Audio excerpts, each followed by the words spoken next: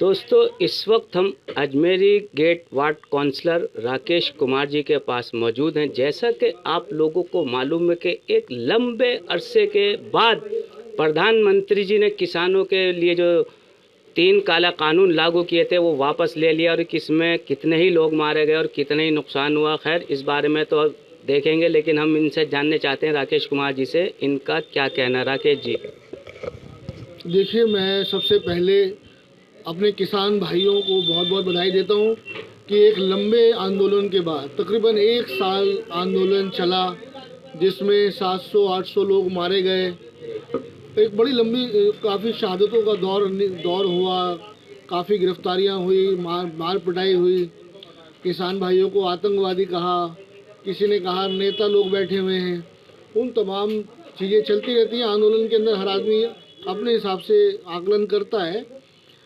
मैं उसमें यही कहना चाहूँगा कि माननीय प्रधानमंत्री जी को भी बधाई देता हूँ कि उन्होंने किसानों के खिलाफ जो 3 काले कानून आए थे, जो तीनों कृषि बिल हैं हमारे, उनको प्रधानमंत्री जी ने वापस लेने की घोषणा कर दी है।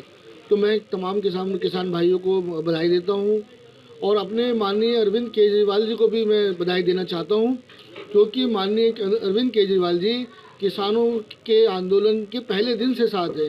आपने देखा होगा कि बुराड़ी के अंदर भी उन्होंने किसानों के लिए, जब किसानों ने ये कॉल किया कि हम दिल्ली आएंगे, तो दिल्ली के लिए, दिल्ली में जब उनको रोक दिया गया बॉर्डर पे, सिंधु बॉर्डर पे रोक दिया गया था, तो फिर ये तय हुआ कि बुराड़ी के अंदर उनको ठहराया जाएगा। तो बुराड़ी के अंदर भी काफ़ी किसान वहाँ पर आए, वहाँ पर ठहरे। काफ़ी दिन वहाँ रसोई चली है आम आदमी पार्टी की ओर से।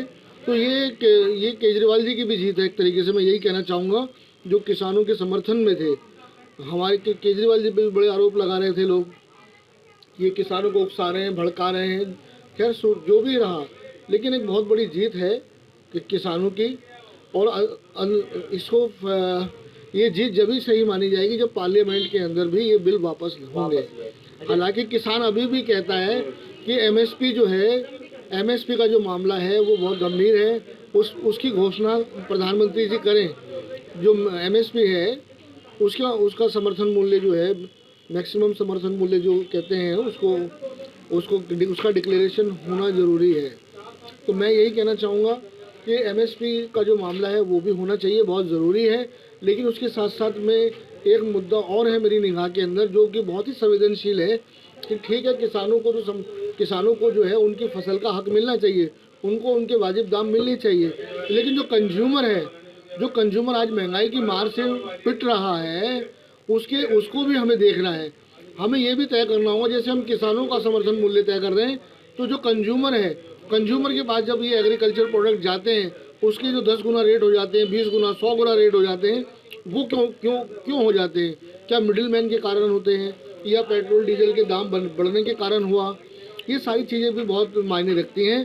तो मैं तमाम किसान भाइयों को बधाई देते हुए, मैं एक बात बधाई देता हूँ, और मैं कहता हूँ कि जो कंज्यूमर का जो रेट है उसको भी तय करने की ज़रूरत है, कि जो हमारे कंज्यूमर हैं, जो आज दालें हैं, आप देख रहे हैं 100 रुपये किलो, 200 रुपये किलो, बेसन भी मतलब आसमान छू रहा है रेट, सरसों के तेल के रेट जो है आसमान छू रहे हैं, मतलब डबल हो चुके हैं, हर चीज़ के रेट 4 गुना हो चुके हैं।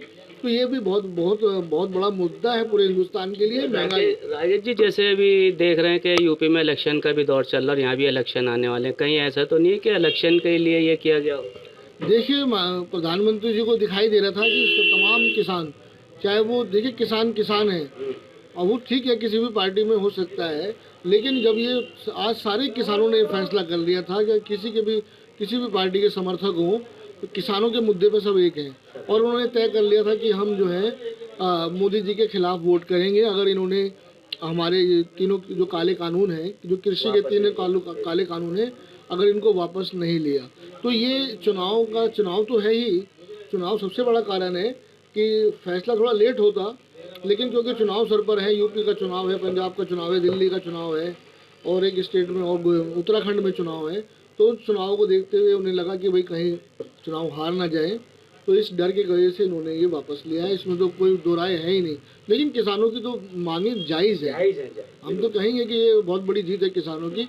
मैं तमाम किसान भाइयों को, किसान यूनियनों को मैं बधाई देता हूँ, अपने माननीय अरविंद केजरीवाल जी को भी बधाई देता हूँ, उनका धन्यवाद भी करता हूँ कि आज एक बहुत बड़ी जीत हमारी हुई है। देखिए, ये तो हमारे साथ राकेश कुमार जी, इन्होंने जो बिल्कुल साफ साफ ये बात कही है कि लेट से ही सही लेकिन फैसला आया और ये किसानों के हक में आया और ये बधाई के पात्र हैं। और इन्हें केजरीवाल जी ने भी जो शुरू में किसानों के साथ और तमाम पार्टियों ने समर्थन जो दिया है, किसानों के साथ दिया। और हो सकता है कि आगे आना, लेकिन किसानों ने कहा कि जब तक ये पार्लियामेंट में पास नहीं होगा, जब तक हम इसको सही तरह से नहीं मान सकते। दिल्ली से एम रामेश।